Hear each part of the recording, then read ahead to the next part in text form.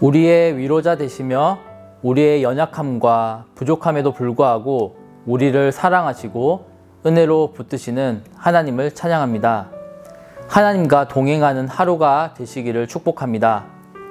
오늘 말씀은 잠언 4장 1에서 27절 말씀입니다. 제4장. 아들들아, 아비의 훈계를 들으며 명철을 얻기에 주의하라. 내가 선한 도리를 너희에게 전하노니 내 법을 떠나지 말라. 나도 내 아버지에게 아들이었으며 내 어머니 보기에 유약한 외아들이었노라. 아버지가 내게 가르쳐 이르기를 내 말을 내 마음에 두라. 내 명령을 지키라. 그리하면 살리라. 지혜를 얻으며 명철을 얻으라. 내 입의 말을 잊지 말며 어기지 말라. 지혜를 버리지 말라. 그가 너를 보호하리라. 그를 사랑하라. 그가 너를 지키리라. 지혜가 제일이니 지혜를 얻으라. 내가 얻은 모든 것을 가지고 명철을 얻을지니라. 그를 높이라. 그리하면 그가 너를 높이 들리라. 만일 그를 품으면 그가 너를 영화롭게 하리라. 그가 아름다운 관을 내 머리에 두겠고 영화로운 면류관을 내게 주리라 하셨느니라. 내 아들아, 들으라. 내 말을 받으라. 그리하면 내 생명의 해가 길리라. 내가 지혜로운 길을 내게 가르쳤으며 정직한 길로 너를 인도하였은즉 다닐 때에 내 걸음이 곤고하지 아니하겠고 달려갈 때에 실족하지 아니하리라. 훈계를 굳게 잡아 놓치지 말고 지키라. 이것이 내 생명이니라. 사악한 자의 길에 들어가지 말며 악인의 길로 다니지 말지어다. 그의 길을 피하고 지나가지 말며 돌이켜 떠나갈지어다. 그들은 악을 행하지 못하면 자지 못하며 사람을 넘어뜨리지 못하면 잠이 오지 아니하며 불의의 떡을 먹으며 강포의 술을 마심이니라. 의인의 길은 돋는 햇살 같아서 크게 빛나 한낮의 광명에 이르거니와 악인의 길은 어둠 같아서 그가 걸려 넘어져도 그것이 무엇인지 깨닫지 못하느니라. 내 아들아, 내 말에 주의하며 내가 말하는 것에 내 귀를 기울이라. 그것을 내 눈에서 떠나게 하지 말며 내 마음속에 지키라. 그것은 얻는 자에게 생명이 되며 그의 온 육체의 건강이 됨이니라. 모든 지킬 만한 것 중에 더욱 내 마음을 지키라. 생명의 근원이 이에서 남이니라. 구부러진 말을 내 입에서 버리며 비뚤어진 말을 내 입술에서 멀리하라. 내 눈은 바로 보며 내 눈꺼풀은 내 앞을 곧게 살펴 내 발이 행할 길을 평탄하게 하며 내 모든 길을 든든히 하라. 좌로나 우로나 치우치지 말고 내 발을 악에서 떠나게 하라. 오늘 잠언 4장 말씀은 아버지가 아들에게 훈계하는 형식으로 이루어져 있습니다. 아버지는 아들에게 무엇을 하도록 권면하고 있을까요? 아버지가 아들을 상대로 하는 이 잠언의 훈계는 실은 하나님께서 우리에게 말씀하시는 것이라고 볼 수 있습니다. 오늘 하나님은 우리에게 무엇을 말씀하고 계실까요? 한번 알아보도록 하겠습니다. 1절에 보시면은 아들들아, 아비의 훈계를 들으며 명철을 얻기에 주의하라. 2절에 내가 선한 도리를 너희에게 전하노니 내 법을 떠나지 말라. 1절에서 아들들아 하고 부르는 것으로 시작합니다. 수신자는 듣는 사람인 아들들입니다. 그리고 말하고자 하는 메시지가 나오는데 그게 뭐냐면은 아비의 훈계를 듣고 명철을 얻으라고 합니다. 아들들은 아버지의 훈계에 귀를 기울여야 합니다. 그리고 거기에서 명철을 얻습니다. 아버지의 지혜로운 말씀은 아들들에게 유익한 것입니다. 부모님이 자녀에게 해주는 말은 유익한 것이 특징입니다. 그런데 자녀들은 잘 안 듣기도 하는데요. 잠언 4장 1절의 아버지도 그렇습니다. 아들아, 내 이야기를 잘 들어보렴 하는 것입니다. 2절을 보면은 아들들에게 전하는 아버지는 선한 도리를 가르쳐 줍니다. 그리고 법에서 떠나지 말라고 합니다. 이 떠나지 말라고 하는 법은 하나님의 말씀입니다. 여호수아가 나와 내 집은 여호와를 섬기겠노라 하고 여호수아 24장에서 말하였는데요. 그리고 이어서 3절과 4절을 보면 나도 내 아버지에게 아들이었으며 내 어머니 보기에 유약한 외아들이었노라. 아버지가 내게 가르쳐 이르기를 내 말을 내 마음에 두라. 내 명령을 지키라. 그리하면 살리라. 라고 하였습니다. 4절에서 이 아버지가 가르치는 도리를 마음에 두고 내 명령을 지키면 살게 될 것이라고 말하고 있습니다. 마음에 이 도리를 두고 새겨야 합니다. 그리고 지켜야 합니다. 알기만 하고 안 지키면 안 됩니다. 알기만 하고 안 지킨다면 소용없는 것입니다. 그냥 듣고 지나가게 해서는 안 됩니다. 하지만 무엇보다도 이러한 말씀들을 기억나게 하는 것은 성령님께서 하시는 일입니다. 성경은 말합니다. 요한복음 14장 26절을 보시면 보혜사 곧 아버지께서 내 이름으로 보내실 성령 그가 너희에게 모든 것을 가르치시고 내가 너희에게 말한 모든 것을 생각나게 하시리라. 그리고 무엇보다도 잠언은 이 말씀을 실행하라고 말하고 있습니다. 요한일서 3장 18절에는 자녀들아 우리가 말과 혀로만 사랑하지 말고 오직 행함과 진실함으로 하자고 하였습니다. 우리가 말로만 하지 말고 행함이 있어야 한다고 말하고 있습니다. 이와 같이 우리가 성령이 깨닫게 하시는 말씀을 기억하고 이를 실천할 때 잠언 4장 4절 말씀에서처럼 영원한 생명을 얻을 수 있을 줄로 믿습니다. 5절에서 7절까지를 말씀을 보면은 지혜를 얻으며 명철을 얻으라. 내 입의 말을 잊지 말며 어기지 말라. 지혜를 버리지 말라. 그가 너를 보호하리라. 그를 사랑하라. 그가 너를 지키리라.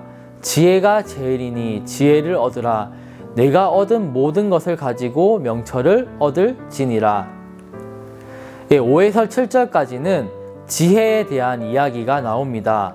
잠언에서 말하는 지혜는 세상의 허탄한 지혜가 아닙니다. 5절에 지혜를 얻으며 명철을 얻으라고 하는데 지혜를 얻으면 명철을 얻는다는 것은 아주 자연스러운 논리로 이해됩니다. 그런데 6절을 보면은 지혜가 너를 보호할 것이라고 합니다. 그리고 지혜를 사랑하면 지혜가 너를 지킬 것이라고 합니다. 왜 그럴까요? 우선 지혜는 우리를 잘못된 길로 빠지지 않게 합니다. 하나님께서 주시는 지혜는 세상의 허탄한 지혜가 아닙니다. 하나님의 말씀이 곧 지혜가 됩니다. 말씀을 따라 걸어가는 것은 지혜로운 행동입니다. 하나님의 말씀은 우리를 세상 유혹에 빠지지 않게 합니다. 그리고 우리를 보호하게 되는 것입니다. 7절에는 지혜가 제일이니 지혜를 얻으라고 하였습니다. 어느 정도냐면은 내가 얻은 모든 것을 가지고 명철을 얻을 것이라고 합니다. 마태복음 13장 44절에서 46절을 보면 천국은 마치 밭에 감추인 보화와 같아서 사람이 이를 발견한 후 돌아가서 자기의 소유를 다 팔아 그 밭을 산다고 하였습니다. 이처럼 모든 것을 걸어 살만한 것이 참 지혜인 하나님의 말씀입니다. 8에서 9절의 말씀을 보시면 그를 높이라. 그리하면 그가 너를 높이 들리라. 만일 그를 품으면 그가 너를 영화롭게 하리라. 9절에 그가 아름다운 관을 내 머리에 두겠고 영화로운 면류관을 내게 주리라 하셨느니라. 여기서 지혜를 의인화하고 있습니다. 지혜를 높이면 지혜가 높여줍니다. 지혜를 품으면 지혜가 영화롭게 해줍니다. 지혜를 가까이 하면 지혜가 우리를 존귀하게 하는 것입니다. 또한 이는 지혜에 대한 찬사입니다. 지혜 중에서도 지혜는 가장 뛰어난 지혜, 바로 하나님으로부터 오는 지혜입니다. 세상의 허탄한 지혜가 아니라 하나님의 말씀으로 말미암는 지혜로 인해서 우리는 그 지혜로 말미암아 영화롭게 되는 것입니다. 10절에 내 아들아 들으라. 내 말을 받으라. 그리하면 내 생명의 해가 길리라 라고 하였습니다.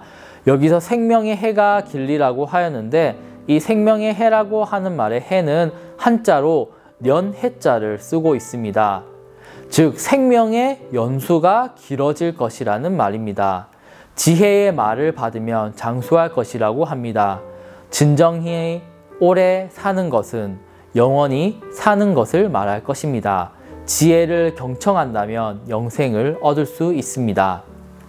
14절에 사악한 자의 길에 들어가지 말며 악인의 길로 다니지 말지어다. 15절에 그의 길을 피하고 지나가지 말며 돌이켜 떠나갈지어다. 16절에 그들은 악을 행하지 못하면 자지 못하며 사람을 넘어뜨리지 못하면 잠이 오지 아니하며 17절에 불의의 떡을 먹으며 강포의 술을 마심이니라 라고 하였습니다. 14에서 17절은 악인의 길로 다니지 말 것을 권면합니다. 악인들이 하는 일은 분명한 것입니다. 16절에서 보면 악인의 특성이 나오는데요. 악을 행하지 못하거나 남을 해코지 하지 못하면 잠을 자지 못한다는 것입니다. 남에게 악을 행하여서 미안하여 잠을 못 자는 것도 아니고 악을 못 행해서 잠을 못 잔다고 하니 우리는 악인들과 달라야 하겠습니다. 의를 실천하지 못하면 잠들지 못하는 자가 되어야 하겠습니다. 우리는 하나님을 섬기는 의인들로서 적극적으로 남에게 사랑을 베풀도록 해야겠습니다. 18절에 의인의 길은 돋는 햇살 같아서 크게 빛나 한낮의 광명에 이르거니와 19절에 악인의 길은 어둠 같아서 그가 걸려 넘어져도 그것이 무엇인지 깨닫지 못하느니라. 어떤 것을 보다 잘 드러내는 방법은 바로 대조하는 방법을 사용하는 것입니다. 18에서 19절은 의인의 길과 악인의 길을 서로 대조하고 있습니다. 18절을 보시면 우선 의인의 길은 동트는 햇살과 같고 한낮의 광명에 이른다고 하였습니다. 한낮의 광명은 빛이 가장 정점에 오르는 것을 말하는데요. 반대로 19절을 보시면 악인의 길은 어둠과 같고 걸려 넘어져도 그것이 무엇인지 뭐에 걸려 넘어졌는지를 깨닫지 못한다고 합니다. 악인은 어둠 가운데에 있습니다. 어둠 가운데 있으면 분별하지 못합니다. 하나님의 말씀은 빛과 같습니다. 하나님의 말씀은 어둠 속에 살고 있던 우리들에게 던져진 한 줄기 빛과 같습니다. 우리는 그 빛에 의지해 진리에 의지해서 살아갈 수 있습니다. 우리는 성경이라는 밝은 빛을 의지해서 살아갈 수 있습니다. 하지만 반면에 하나님의 말씀에 진리가 없는 사람들은 어떻습니까? 어둠 속에서 자신의 생각에 따라 더듬어가며 살아갈 수밖에 없습니다. 그것은 잘못된 길로 빠질 수밖에 없는 것이죠. 마태복음 15장 14절에 보시면 예수님은 그들이 맹인이 되어 맹인을 인도하며 둘 다 구덩이에 빠질 것이라고 하였습니다. 하나님의 말씀인 진리를 모르는 사람은 어둠 속에 있는 맹인과 같습니다. 그런 맹인이 또 다른 사람을 잘못된 길로 오도합니다. 그러면 둘 다 구덩이에 빠지게 되는 것이죠. 우리는 오류에서 벗어나려면 어떻게 해야 될까요? 바로 빛 되시는 하나님의 말씀을 붙들어야 하는 것입니다. 27절을 보시면 좌로나 우로나 치우치지 말고 내 발을 악에서 떠나게 하라 라고 하였습니다. 27절은 우리가 걸어가야 할 삶의 방식에 대해 이야기하고 있습니다. 좌로나 우로나 치우치지 말라고 합니다. 좌로든 우로든 치우치게 되어 한쪽 입장에서만 보게 된다면 그것은 편향된 태도가 될 것입니다. 특정 관점에 지배당하면 진리를 진리 그대로 보지 못하게 됩니다. 그래서 좌로나 우로나 치우치지 말고 진리는 있는 그대로를 보아야 하는 것입니다. 악에서 떠나는 길은 하나님의 말씀인 진리대로 사는 것입니다. 우리가 세상에 여러 허탄한 지혜들이 많고 사람들의 생각들이 많지만 우리는 거기에 휩쓸리면 안 되고 오로지 말씀에 의지해서 살아가야 합니다. 요즘에는 더욱 진리에 의지해야 할 필요가 많이 생겼습니다. 결론을 맺겠습니다. 오늘 말씀을 통하여서 오늘 저희는 잠언 4장을 살펴보았습니다. 오늘 말씀에서 우리가 하나님의 말씀으로 어떻게 살아야 할지에 대해서 이야기하고 있습니다. 아버지의 훈계로 시작한 이 말씀은 우리가 하나님 말씀에서 떠나지 말아야 한다는 것을 이야기하고 있습니다. 그 말씀이 주는 유익들은 우리를 명철하게 하고 우리를 지키고 보호해 주는 것입니다. 그리고 지혜의 말씀이 우리를 영화롭게 해준다는 것입니다. 말씀대로 살아간다는 것은 진리를 따라 살아가는 것과 같습니다. 그 진리는 좌로도 우로도 치우치지 않는 것입니다. 세상적인 가치 판단에 흔들리지 않는 것입니다. 우리가 말씀을 받아 그 말씀을 따라 온전히 걸어갈 때 하나님의 큰 축복이 있을 줄로 믿습니다.